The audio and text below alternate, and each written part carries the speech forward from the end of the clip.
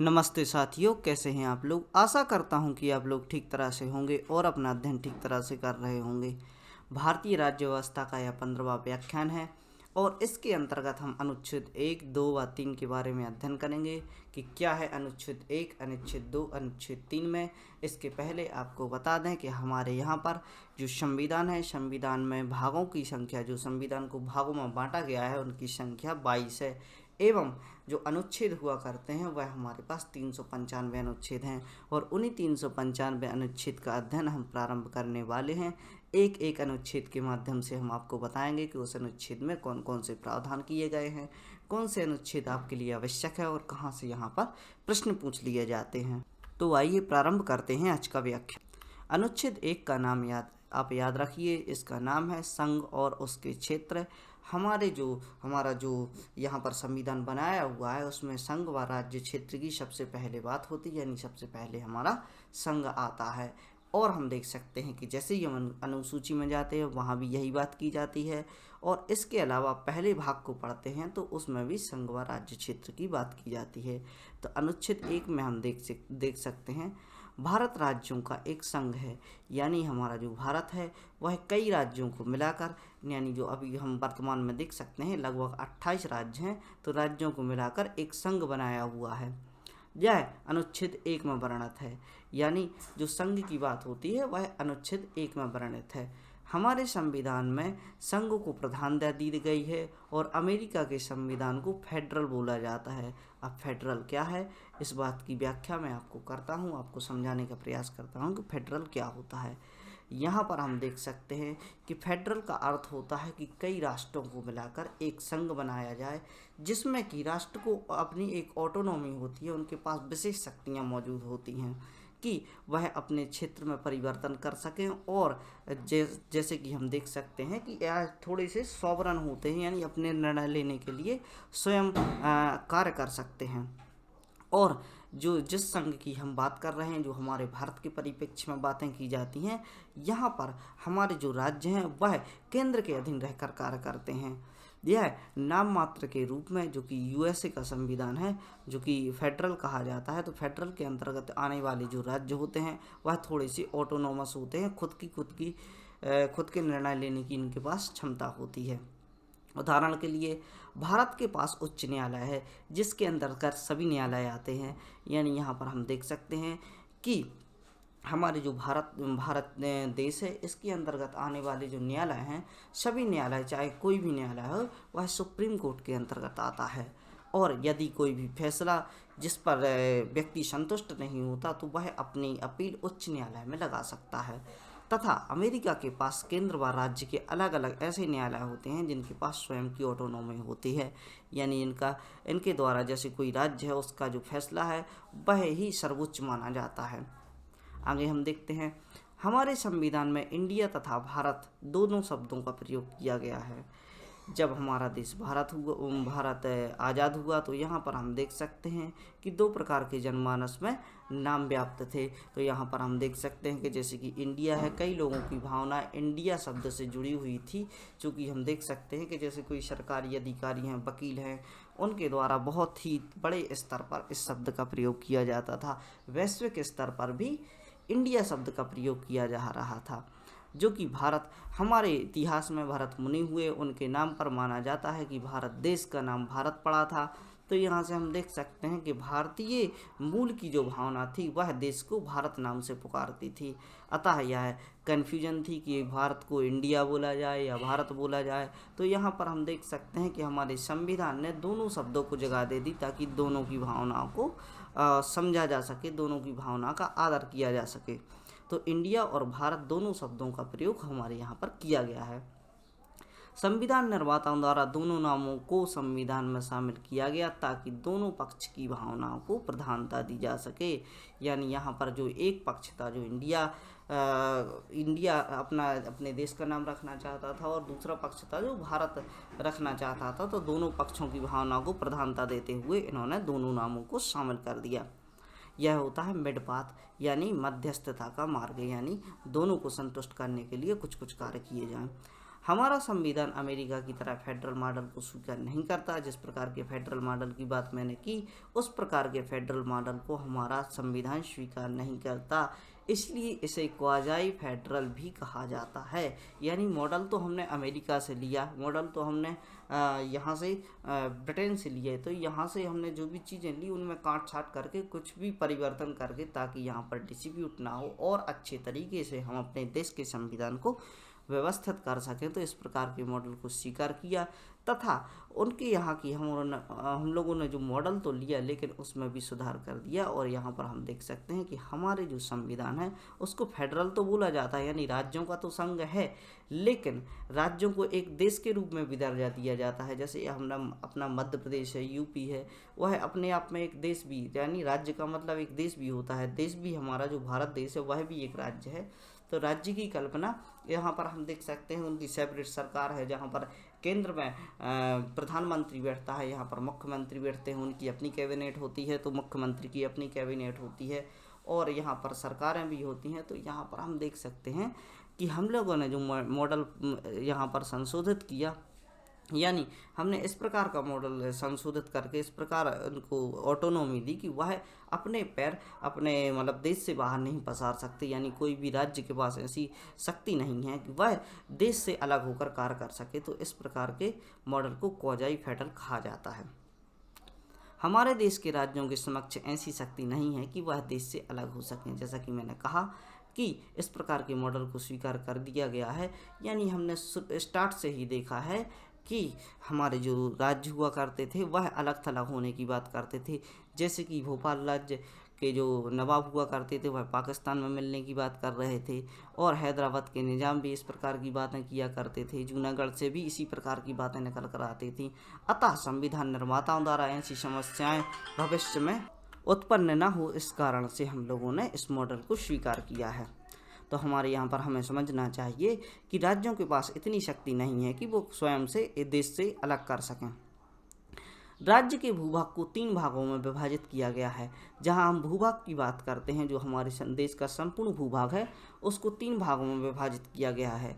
पहला है राज्य क्षेत्र, यानी यहाँ पर हम राज्यों की बात करते हैं वह राज्य क्षेत्र के अंतर्गत आता है। और भारत का भूभाग, भारत के भूभाग के अंतर्गत संपूर्ण हिस्सा आ जाता है, चाहे वो यूनियन टेरिटरी हो, केंद्र शासित प्रदेश हो, राज्य हों या बाहर से लिए हुए हिस्से हों, सभी को भारत के भूभाग के अंतर्गत लाया जाता है। और इस प्रकार हम एक चीज़ और देख सकते हैं कि बाहर से लिए हुए क्षेत्र की बात करते हैं, तो जहाँ पर हम देख सकते हैं कि जैसे गोवा है, तो गोवा 1964 तक लगभग हम देख सकते हैं कि यहाँ पर यह पुर्तगाल का एक क्षेत्र हुआ करता था, और पुर्तगाल से हमने हथियारों के माध्यम से यानी सेना भेजकर यहाँ पर इसको अपने भारत में शामिल किया था। तो यहाँ पर हम देख सकते हैं गोवा है, दमन एंड दीव है, जो कि फ्रांस की टेरिटरी हुआ करते थे। इस प्रकार के राज्यों को जैसे ही हमने मिलाया, तो यह इनको मिलाना भी एक संवैधानिक तौर पर इनको रखने की बात की जा रही थी। तो इस प्रकार हम देख सकते हैं कि 3 प्रकार के क्षेत्रों को जोड़ा गया है। राज्य क्षेत्र जो राज्य के रूप में स्वीकार किए गए, भूभाग जिसमें राज्य क्षेत्र व टेरिटरी एवं केंद्र शासित प्रदेश आते थे, और बाहर से लिए हुए क्षेत्रों को हम समझ सकते हैं जैसे गोवा, दमन दीव वगैरह आते थे। यहाँ पर हम देख सकते हैं संघ क्षेत्रों में राज्यों को शामिल किया गया तथा भारत का भूभाग सभी क्षेत्रों को शामिल किया गया है। यानी यहाँ हम संघ क्षेत्र की बात करते हैं तो संघ में किस किस चीज़ को शामिल किया गया है, यानी हमारे सारे राज्यों को शामिल किया गया है। और जहाँ हम भारत के भूभाग की बात करते हैं, यानी यहाँ जो दूसरा भाग करते हैं भूभाग की बात करते हैं, तो इसमें सभी क्षेत्रों को शामिल किया गया है। जैसे कि इसके अंतर्गत राज्य भी आ जाते हैं और बाहर से लिए हुए क्षेत्र भी आ जाते हैं, यूनियन टेरिटरी यानी केंद्र शासित प्रदेश भी आ जाते हैं।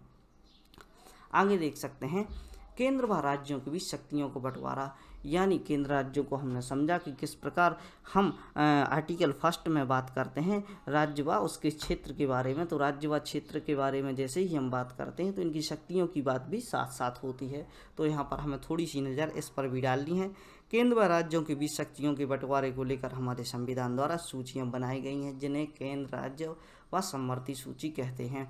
तो यहाँ पर जो हमारा 7वां शेड्यूल है, यहाँ पर सूचियों को रखा गया है। तो यहाँ पर शक्तियों का बंटवारा किया गया है कि क्या ऐसे कार्य हैं जो आपको करने चाहिए, राज्य के क्या कार्य हैं, केंद्र के क्या कार्य हैं, और समवर्ती सूची में दोनों के क्या कार्य हैं। यहाँ पर केंद्र सूची के विषय पर केंद्र कानून बना सकता है, राज्य सूची के विषय पर राज्य कानून बना सकता है, समवर्ती सूची पर दोनों कानून बना सकते हैं। एवं जो लास्ट में सभी कानून बनाने के लिए प्रधानता होती है वह केंद्र के पास होती है। केंद्र शासित प्रदेशों पर नियम बनाने की शक्ति केंद्र के पास होती है। यानी जो यूनियन टेरिटरी बस्ती हैं, जो केंद्र शासित प्रदेश है, नाम से ही स्पष्ट होता है कि इन पर जो नियम बनाने की शक्ति है वह केंद्र के पास होगी। 2 केंद्र शासित प्रदेश इसके अलावा अपवाद में भी आते हैं। यानी यहाँ पर हम देख सकते हैं कि जो भी केंद्र शासित प्रदेश हैं, इसके अलावा 2 ऐसे केंद्र शासित प्रदेश हैं जिनको आपको याद रखना है, जो कि इसके अपवाद के रूप में कार्य करते हैं। जैसे कि जिनमें कि हम देख सकते हैं, एक है हमारा दिल्ली और दूसरा है पुदुचेरी। तो यहाँ पर जो हुआ करते हैं, यहाँ पर खुद के सीएम होते हैं, जो कि सीएम द्वारा ही यहाँ के कानून एवं व्यवस्थाएं चलाई जाती हैं। तो यह 2 राज्य केंद्र शासित प्रदेश हैं, वह अपवाद के रूप में माने जाते हैं। और जम्मू और कश्मीर को देखें तो यहाँ पर भी एक यूनियन टेरिटरी निकल कर आती है, तो उसको भी एक अपवाद के रूप में देखा जा सकता है जब यहाँ पर सीएम नियुक्त होगा। चूँकि 370-35 से समाप्त होने के बाद वह भी भारत का हिस्सा बन चुका है। यानी यहाँ पर हम देख सकते हैं कि जो अब तक केंद्र शासित प्रदेश था उसे राज्य बनाया जा रहा है। अब थोड़ा सा हम जो कि भारत के संविधान में जो कि राज्य एवं केंद्रों को शक्तियाँ दी गई हैं, इनके बारे में अध्ययन करते हैं। डिफेंस की शक्ति जो केंद्र के पास होती है, एटॉमिक एनर्जी, फॉरेन अफेयर है, वार एंड पीस है, और बैंकिंग है, रेलवे है, पोस्ट एंड टेलीकॉम है। और यहाँ पर हम देख सकते हैं कि पोर्ट यानी जो यहाँ पर जो शिप वगैरह चलती हैं, इनकी रेगुलेशन की जिम्मेदारी भी जो कि है केंद्र के पास होती है। यानी हम सभी जो भी बड़े विषय हैं इनकी जानकारी हम देख सकते हैं। तो यह केंद्र के पास शक्तियाँ होती हैं। स्टेट के पास कौन सी शक्तियाँ होती हैं? जैसे कि स्टेट की स्वयं की पुलिस होती है। बार बार दिल्ली द्वारा मांग की जा रही है कि हमारे लिए स्वयं की पुलिस दीजिए। यानी यह एक ऐसी यूनियन टेरिटरी है जहाँ पर शासन तो कौन करता है? यहाँ का सीएम शासन करता है, लेकिन पुलिस कहाँ पर कार्य करती है? यहाँ की जो दिल्ली की पुलिस है वह केंद्र के अंतर्गत कार्य करती है। यानी यहाँ से हमें समझना चाहिए कि पुलिस जो विषय है वह राज्य का विषय है। यानी हम एक बात और देख सकते हैं कि जैसे कि आप पुलिस को देखते हैं तो वहाँ पर लिखा होता है, मध्य प्रदेश की पुलिस होगी तो मध्य प्रदेश पुलिस लिखा होगा, महाराष्ट्र पुलिस होगी तो महाराष्ट्र पुलिस लिखा होगा। एग्रीकल्चर यानी किसानी का जो भी मुद्दा है वह भी राज्य के अंतर्गत आता है। यह मुद्दा आप यहाँ से समझ सकते हैं कि पंजाब के जो किसान है वहाँ जाकर धरना दे रहे थे। तो यहाँ से हमें समझना चाहिए वह एक राज्य का विषय था और इस पर कानून कौन बना रहा था? केंद्र बना रहा था। तो यहाँ पर जो भी डिस्प्यूट हुआ उसके बारे में हम जानकारी ले सकते हैं। लोकल एरिया की बात करें, गवर्नमेंट पब्लिक हेल्थ की बात करें, हेल्थ का इशू भी इसी के अंतर्गत आता है। कोरोना काल में हमने देखा कि किसी राज्य में लॉकडाउन लग जाता था, किसी राज्य में लॉकडाउन नहीं लगता था। तो इस प्रकार हम विषय को देख सकते हैं कि यह स्टेट का विषय है। और भी कॉमर्स के रिलेटिव जो भी कार्य होते हैं, सर्विस है, स्टेट पब्लिक है। स्टेट पब्लिक में हम समझ सकते हैं कि जो एग्ज़ाम कंडक्ट कराए जाते हैं जो राज्य से संबंधित, वह भी राज्य के अंतर्गत आते हैं। समवर्ती सूची में हम देखें तो एजुकेशन है, उसको भी हमने इसको क्या समवर्ती सूची के अंतर्गत रखा है। यहाँ पर हम देख सकते हैं कि यह संशोधन द्वारा यह विषय रखे गए हैं। जैसे कि हम देख सकते हैं property of other than agriculture, और यहाँ पर फॉरेस्ट, वो भी समवर्ती सूची के अंतर्गत आते हैं क्योंकि यह अंतर्राज्य की हिस्सा आ जाता है। कोई जंगल ऐसे हैं जो 2-2 राज्यों तक फैले हुए हैं, तो यहाँ पर हम देख सकते हैं कि फॉरेस्ट भी जो कि है समवर्ती सूची के अंतर्गत आता है। ट्रेड यानी व्यापार की बात भी हम करते हैं, यानी व्यापार जो होता है एक राज्य से दूसरे राज्य की ओर गमन करते हैं। ट्रांसपोर्ट का जो सेक्टर यहाँ पर बना हुआ है, और व्यापार जैसे कि कश्मीर के जो सेब हैं वह यहाँ पर बेचे जाते हैं। नॉर्थ ईस्ट के जो भी सामग्री है वह यहाँ पर बेची जाती है। यहाँ की लकड़ी का इस्तेमाल किया जाता है। साउथ से निकलकर कोई भी सामान आता है, यहाँ जैसे नारियल की खेती की जाती है, और जैसे कि हम मत्स्य पालन वगैरह जो यहाँ पर साउथ में होता है वह पूरे पूरे देश में डिस्ट्रीब्यूट किया जाता है। तो इस प्रकार व्यापार की जिम्मेदारी भी कहाँ पर आती है, जो कि कॉनकरेंट लिस्ट यानी यहाँ पर समवर्ती सूची के अंतर्गत आती है। तो यहाँ पर आपको एक हल्का सा आइडिया होगा। लेकिन हम जैसे ही ये जो समवर्ती सूची है, इसके समवर्ती सूची एवं सूचियों का अध्ययन करते, जैसे कि शेड्यूल वर्ग के बारे में एक लेक्चर बनाएंगे, उसके माध्यम से आपको विस्तृत जानकारी पहुंचाने का प्रयास करेंगे। आगे देखते हैं किन तरीकों से क्षेत्रों को भारत में जोड़ा गया, यह भी एक बात होती है। तो यहाँ पर हम देख सकते हैं कि कैसे कौन से तरीके थे जिनके माध्यम से हमने इन क्षेत्रों को अपने भारत देश में जोड़ा।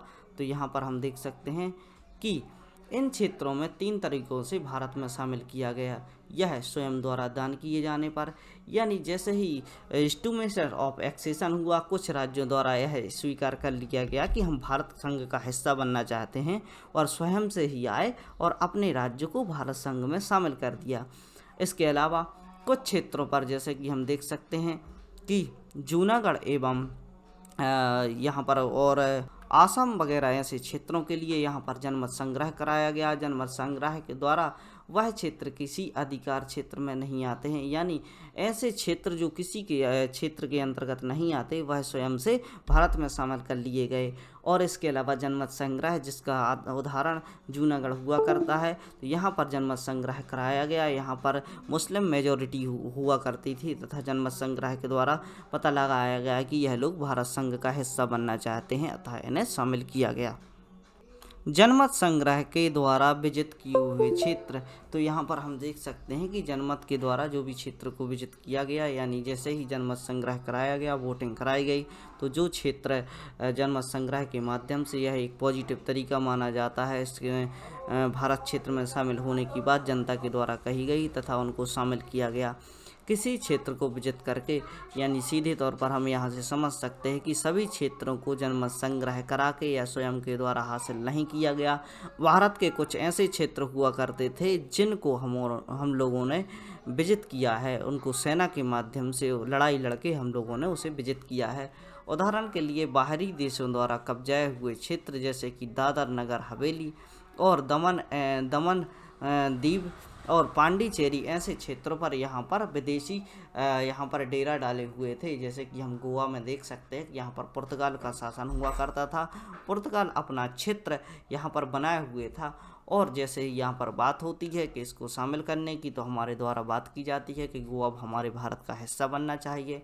तो इनके द्वारा यह बात UN में रखी जाती है कि यह हमारे देश को, मतलब जो गोवा क्षेत्र है, इसको छीनना चाहते हैं।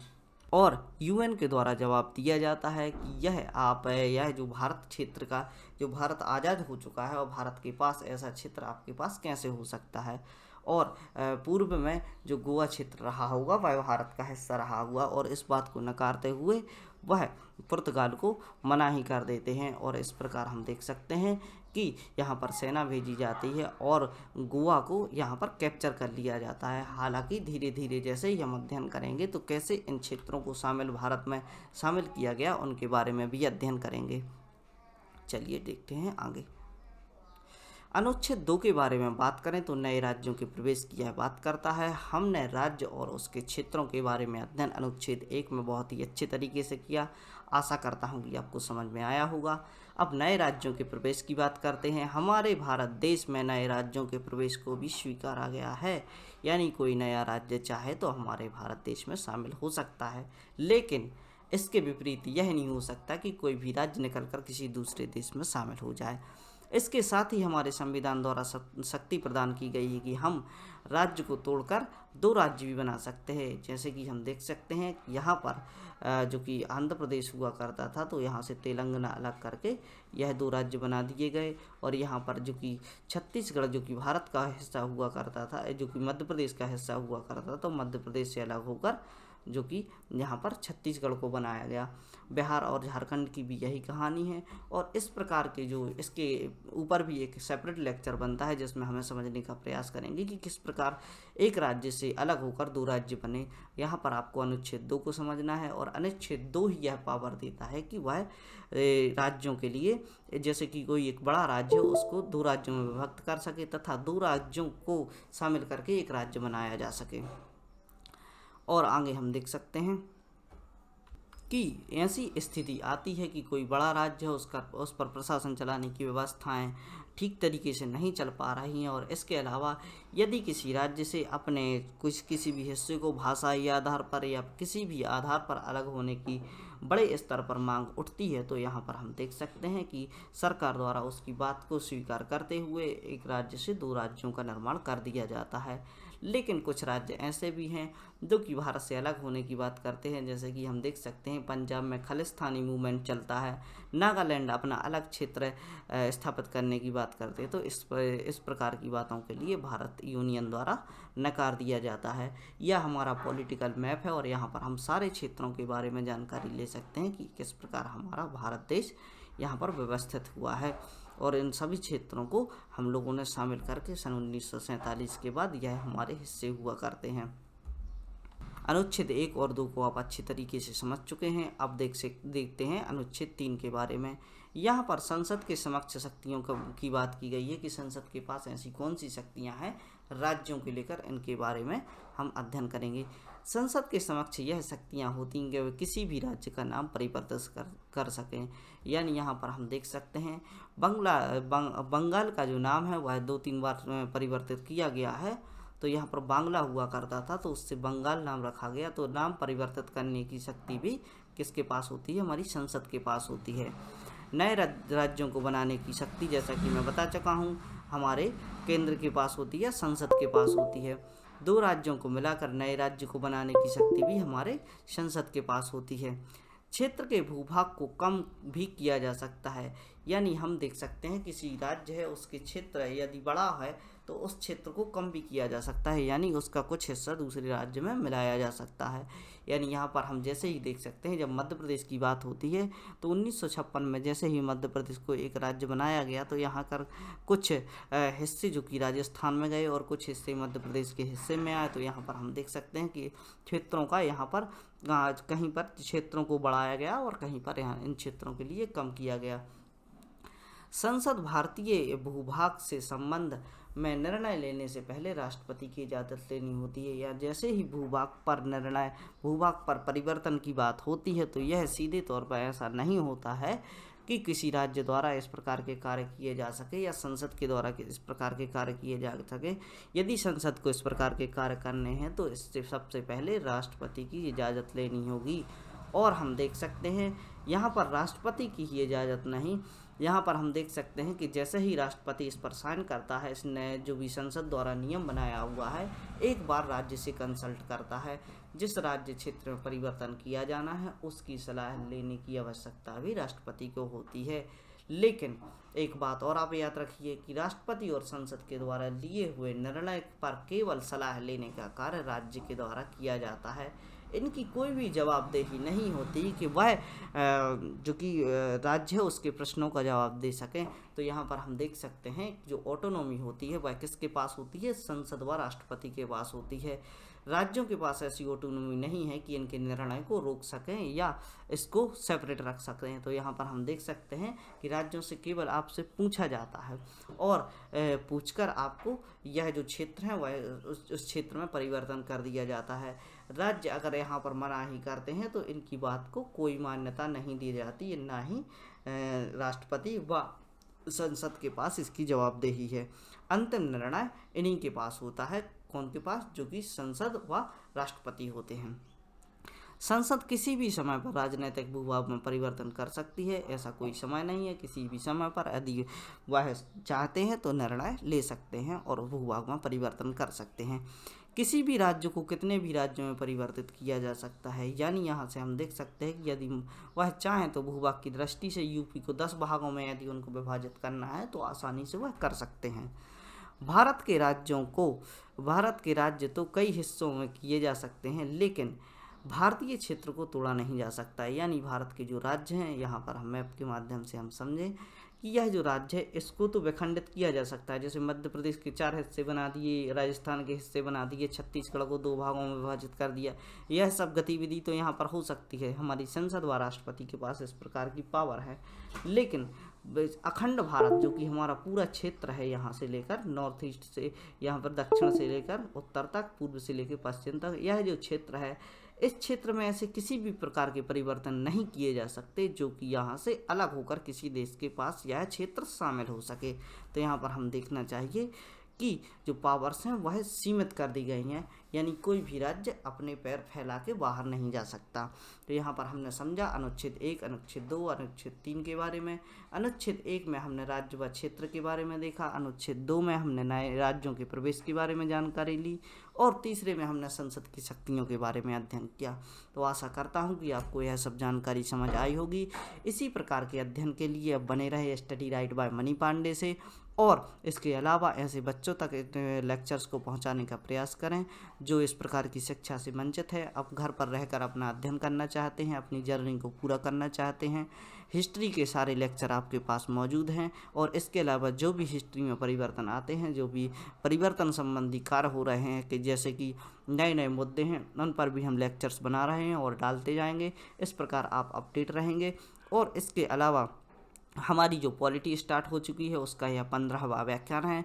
लगभग 15 व्याख्यान यह पूरे हो चुके हैं। करंट इवेंट, करंट अफेयर, सारी कुछ जानकारी यहीं पर आपको प्राप्त होगी। तो बने रहें इसके साथ और पढ़ते रहें, खुश रहें, और भारत माता की जय। जय हिंद।